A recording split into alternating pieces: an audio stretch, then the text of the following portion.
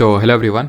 तो यहाँ पे एक बड़ी न्यूज़ आपने हो सकता है ज़रूर सुना हो इसके बारे में। अभी जस्ट कुछ ही घंटे पहले टर्की और सीरिया बुरी तरह से अफेक्टेड हुए हैं एक बहुत ही भयंकर नहीं, मल्टीपल बहुत ही भयंकर अर्थक्वेक से, भूकंपों से, जिसका एपी सेंटर रहा है टर्की। अब इस वीडियो हम लोग मेनली डील करने वाले हैं कि जो अर्थक्वेक्स हैं वो आते क्यों हैं और क्यों कुछ सर्टेन रीजन्स होते हैं जो बहुत ही ज़्यादा अफेक्टेड होते हैं अर्थक्वेक से। जैसे जापान में अर्थक्वेक अक्सर आते ही रहते हैं और वैसे ही टर्की में। तो इसके अभी कितना डेथ टोल, इन सारी चीज़ों के रिगार्डिंग डिस्कस करें, कितना डेथ टोल रहा और ये कितने नंबर ऑफ अर्थक्वेक है, कितने मैग्नीट्यूड क्या है और कौन सी स्केल होती है इनको मेजर करने के लिए, और इसका मेन जो चीज़ है वो रीजंस क्या हैं जिसकी वजह से अर्थक्वेक आते हैं। तो सबसे पहले ये है कि लेवल 4 अलर्ट जारी कर दिया गया है। अगर टर्की की बात करें, आपने वीडियोज़ भी देखे होंगे, न्यूज़ में करंटली यही चल रहा है कि इतने लोगों की डेथ हो गई। हो सकता है आपने सुना 16 लोगों की मौत हो गई, 1400 लोगों की मौत हो गई, इतने लोगों की। लेकिन ये बात तो ट्रू है कि ये जो आंकड़ा है, जो मुझे पर्सनली लगता है कि 3000 से तो ऊपर ही रहने वाला है अनफॉर्चुनेटली। उसके दो रीज़न्स हैं, क्योंकि अभी उतनी ज़्यादा चीज़ें अभी क्लियरली नहीं निकल के आ पाई, क्योंकि अभी जस्ट कुछ ही घंटे पहले आपका ये आया है जो भूकंप है। और इसका जो मेन रीज़न है वो ये है कि सिर्फ एक भूकंप नहीं आया, बैक टू बैक 3 भूकंप आए, 3 अर्थक्वेक आए हैं। और उनका मैग्नीट्यूड था, पहले वाले का था 7.5, देन 7.8, देन तीसरे वाले का अराउंड 6 के अराउंड था। और ये सबसे पहले मेजर कौन से स्केल में किए जाते हैं, मैग्नीट्यूड। तो मैग्नीट्यूड जो होता है अर्थक्वेक का, याद रखिएगा, ये आपका रिक्टर स्केल में मेजर किया जाता है, ठीक है, रिक्टर स्केल में। अब इसमें कुछ आपकी मर्कैली स्केल भी होते हैं, सीस्मोग्राफ होते हैं, उनका काम क्या होता है वो भी देखेंगे। लेकिन ये 3 सीरीज ऑफ अर्थक्वेक आए हैं एक के बाद एक। जैसे फॉर एग्जांपल इंडिया में सबसे जो भूकंप जो सबसे ज़्यादा मैग्नीट्यूड का आया था वो गुजरात के भुज में आया था, वो भी अराउंड 7.45 के अराउंड था। और यहाँ पे वो सिर्फ एक ही था, लेकिन यहाँ पे 3 भूकंप आए। तो डेफिनेटली 3000 से तो ज़्यादा ही नंबर रहने वाला है। और ना सिर्फ डेथ होगा, बहुत सारा यहाँ पे इंफ्रास्ट्रक्चर ख़राब हुआ है, और टर्की और सीरिया दोनों कंट्रीज़ में, क्योंकि टर्की इसका एपी सेंटर रहा है, ठीक है। अभी एपी सेंटर क्या है ये भी डिस्कस करेंगे कि एपी सेंटर क्या होता है भूकंप का। तो एपी सेंटर रहा है टर्की, यानी कि यहाँ से ओरिजिनेट हुआ है और इसी वजह से बहुत ज़्यादा अफेक्टेड हुआ है टर्की, और साथ साथ सीरिया भी अफेक्ट हुआ। जैसे कि नेपाल में एक बार हमारे यहाँ पे इंडिया में भी अर्थक्वेक आया था अराउंड 2016 के around, if I am not wrong. तो वहाँ पे नेपाल में इसका एपी सेंटर था और इंडिया भी काफ़ी वर्स्ट अफेक्टेड था, ठीक है। तो ये वन ऑफ दी, अब ये बोल सकते हो कि जो अभी हाल ही में या फिर कुछ सालों में या फिर इस दशक का ये बोला जा सकता है कि सबसे भयंकर भूकंप आया है अभी टर्की में। तो अब यहाँ पे कुछ टर्मिनोलॉजी के डिस्कस कर लेते हैं, रीजंस क्या होते हैं अर्थक्वेक आने के। तो ये अब सबसे पहले डिस्कस करते हैं व्हाट इज़ एपी सेंटर, भूकंप का ये एपी सेंटर क्या होता है।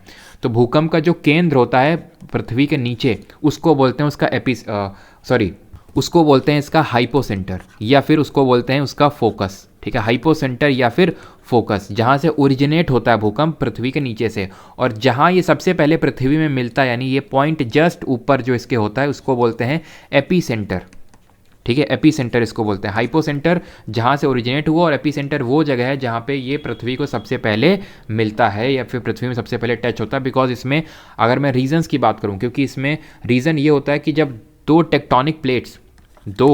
टेक्टोनिक प्लेट्स जब आपस में स्लाइड करती हैं तभी होता है। और यहाँ पे कौन सी 2 प्लेटें हैं जो स्लाइड करी जिसकी वजह से भूकंप आया। जैसे फॉर एग्जांपल ये एक प्लेट हो गई, ठीक है, ये एक प्लेट है और ये एक प्लेट है। तो अगर ये स्लाइड करेंगी तो फ्रिक्शन की वजह से, या फिर आप मान सकते हो जो इतना जिग जैग टाइप चीज़ें होती हैं इसकी वजह से, टेक्टोनिक प्लेट की वजह से, घर्षण की वजह से, फ्रिक्शन की वजह से यहाँ पे हल्का सा मूवमेंट होता है, और वो हल्का सा मूवमेंट हमारे लिए बहुत भयंकर मूवमेंट हो जाता है। तो 2 टेक्टोनिक प्लेट जो यहाँ पे टर्की के केस में टकराई हैं, एक तो है यहाँ पे एशियन प्लेट और एक है आपकी यूरोपियन प्लेट जो यूरोप की प्लेट है। तो एशियन और यूरोप के बीच में, क्योंकि आपको पता है टर्की जो देश है वो आधा या फिर एक तरह से कुछ उसका हिस्सा एशिया में आता है और कुछ हिस्सा उसका यूरोप में आता है। तो एक्चुअल में एशिया और यूरोप की जो नीचे प्लेटें होती हैं जिनको हम टेक्टोनिक प्लेट्स बोलते हैं या फिर लिथोस्फेरिक प्लेट्स बोलते हैं, उनके स्लाइड करने की वजह से ये भूकंप आया है, जिसका कि एपी सेंटर रहा है टर्की। अब एपी सेंटर का मतलब है, जैसे फॉर एग्जांपल मान लेते हैं ये टर्की देश है, ठीक है, ये टर्की देश है और ये सीरिया देश है। तो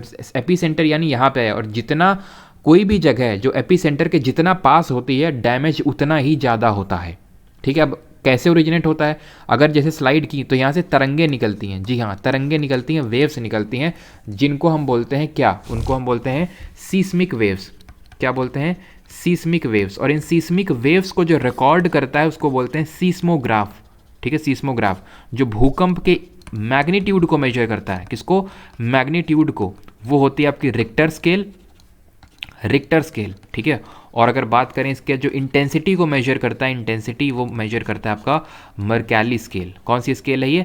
मर्कैली स्केल। और यहाँ पे आपको बता दूँ रिक्टर स्केल की कोई लिमिट नहीं होती, it is a limitless scale. आपको लगता है 0 से 10 लिमिट होती है, बिल्कुल नहीं, ये लिमिटलेस स्केल है, कितने भी मैग्नीट्यूड का भूकंप आ सकता है। इसकी आपकी लिमिट होती है 1 से लेकर 12 तक, लेकिन Richter scale is a limitless scale, ठीक है। तो सीस्मिक वेव्स जो होती हैं ये काफ़ी तरह की होती हैं, 2 तरह की होती हैं, body waves and surface waves. 2 तरह की होती हैं मेनली, बॉडी वेव्स और surface waves. In body waves को फर्दर हम 2 कैटेगरी में डिवाइड करते हैं, P waves and S waves. इनको हम पी वेव्स को बोलते हैं प्राइमरी वेव्स और एस वेव्स को बोलते हैं सेकेंडरी वेव्स। ये सारी चीज़ें आपकी ज्योग्राफी में हैं, बहुत इंपॉर्टेंट है आपके एग्जाम पर्सपेक्टिव से कि कौन सबसे ज़्यादा फास्टेस्ट ट्रैवल करती है। तो पी वेव्स की जो स्पीड होती है वो ज़्यादा होती है। They are the first to be recorded in the seismograph. Seismograph में सबसे पहले ये रिकॉर्ड होती हैं पी वेव्स और उसके बाद आपकी रिकॉर्ड होती हैं एस वेव्स, ठीक है।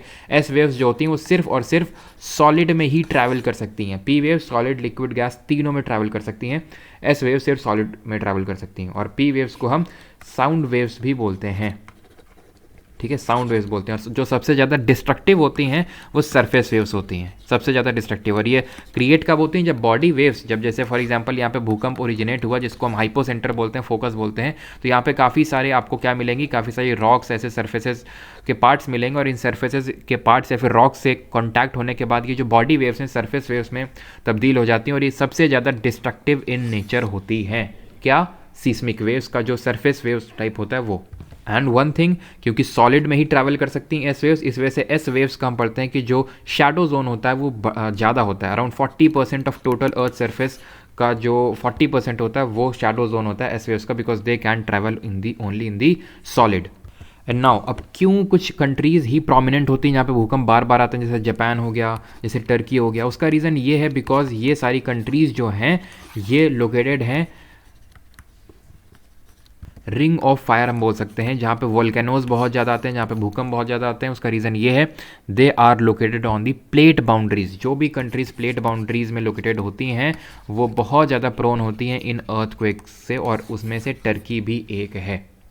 तो क्वेश्चन आपके लिए यहाँ पे ये है, क्वेश्चन के साथ मैं आपको एक छोड़ जाता हूँ कि what is the study of earthquake known as?